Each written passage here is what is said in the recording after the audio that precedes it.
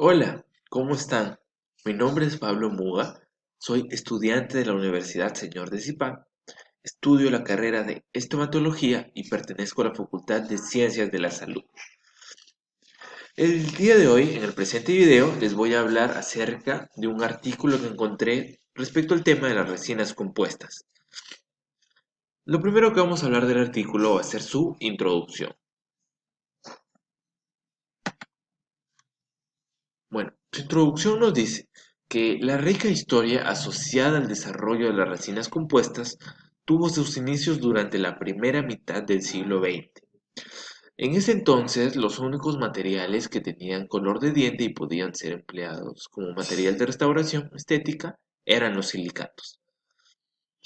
Estos materiales eran usados por lo mismo que tenía un color parecido al diente y no se había hallado ningún otro, pero estos materiales tenían una gran desventaja, la cual era la principal, el desgaste que sufrían al poco tiempo de ser colocados. Unos años después, a finales de los años 40, las resinas acrílicas de polimetilmetacrilato, o también conocidas por sus siglas PMMA, reemplazaron a los silicatos. Y ya que estas resinas tenían un color parecido al de los dientes, eran insolubles a los fluidos orales, eran fáciles de manipular y tenían bajo costo.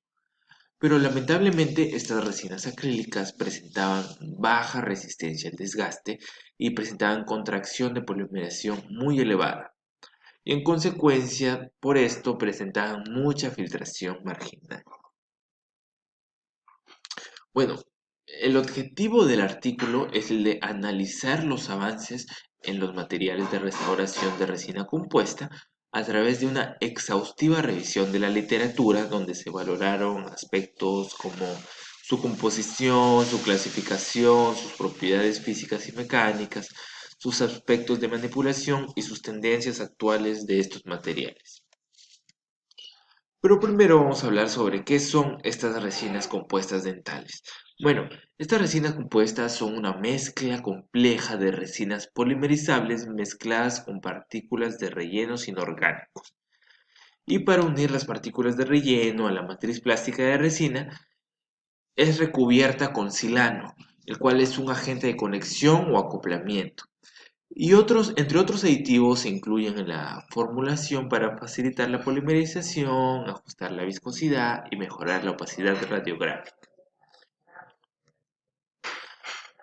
Bueno, las resinas compuestas son modificadas para obtener color, translucidez y opacidad. Para esta forma se pueda emular lo mejor que se pueda el color de los dientes naturales y haciendo de ellas el material más estético de restauración directa. Aunque inicialmente las resinas compuestas se indicaban solo para la restauración estética del sector anterior. Bueno, la composición de estas resinas. Bueno, los componentes estructurales básicos de las resinas compuestas son la matriz, que es el material de resina plástica que forma una fase continua, el relleno, que son las partículas de refuerzo que forman una fase dispersa, el agente de conexión, que es el que favorece la unión del relleno con la matriz, o sea, el material de resina con el plástico, y este es conocido como el silano. Y el sistema activador, que es el iniciador de la polimerización, los pigmentos, que son los que permiten obtener el color semejante al de los dientes, y los inhibidores de la polimerización, que son los cuales alargan la vida de almacenamiento y aumentan el tiempo de trabajo. Luego vamos a hablar de la clasificación de estas resinas compuestas. Bueno, a lo largo de los años han existido muchas clasificaciones de estas resinas con el fin de facilitar el uso clínico, su identificación y su posterior uso terapéutico. Una de las clasificaciones que es aún válida y es una de las más populares es la propuesta por Lutz and Philipp, y esta clasificación divide las resinas en tres, pero se basa en el tamaño y la distribución de las partículas de relleno. Y son basadas en macrorrelleno, en microrrelleno y las resinas híbridas, siendo las del macrorrelleno que cuentan con partículas de 0,1 a 10 milímetros. Las de microrrelleno, que tienen partículas que redondean alrededor de los 0,04 milímetros, y las resinas híbridas que tienen rellenos de diferentes tamaños, o sea, rellenos variados. En esta imagen se puede apreciar la clasificación de las resinas compuestas según Lutz and Phillips, y esto se dio en 1983, donde se puede apreciar claramente que las macro relleno tienen un mayor tamaño en sus partículas, las de micro relleno un tamaño menor y las híbridas tienen diferentes tamaños. Lo primero que vamos a hablar va a ser de las resinas de macro relleno, que tienen partículas de relleno con un tamaño promedio de 10 y 50 micrómetros. Su desempeño clínico es deficiente y el acabado superficial es pobre, ya que se ha visto que hay un desgaste preferencial de matriz resinosa, propiciando la prominencia de grandes partículas de relleno, a las cuales son más resistentes. Bueno, la rugosidad influencia el poco brillo superficial y produce una mayor susceptibilidad a la pigmentación. Bueno, los rellenos más utilizados en este tipo de resinas fueron el cuarzo y el vidrio de estroncio o el bario. Y el relleno de cuarzo tiene una muy buena estética y durabilidad, pero carece de radiopacidad y produce un alto desgaste al diente antagonista. Seguimos con las resinas de micro relleno. Estas contienen relleno de sílice coloidal con un tamaño de partícula de entre 0.01 y 0.05 micrómetros. Clínicamente, estas resinas se comportan mejor en la región anterior, donde las ondas en la tensión masticatoria son relativamente pequeñas y proporcionan un alto pulimento y brillo superficial, confiriendo alta estética a la restauración. Pero por otro lado, cuando se aplica en la región posterior, muestran algunas desventajas, ya que debido a sus inferiores propiedades mecánicas y físicas presentan un mayor porcentaje de sorción acuosa y tienen un alto coeficiente de expansión térmica y menor módulo de elasticidad.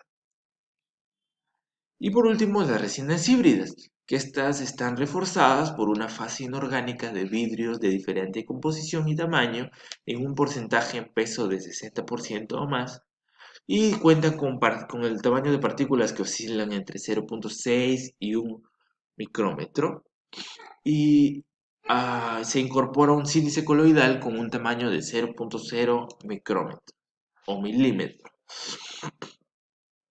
Bueno, estas corresponden a la gran mayoría de los materiales compuestos actualmente aplicados en el campo de la odontología.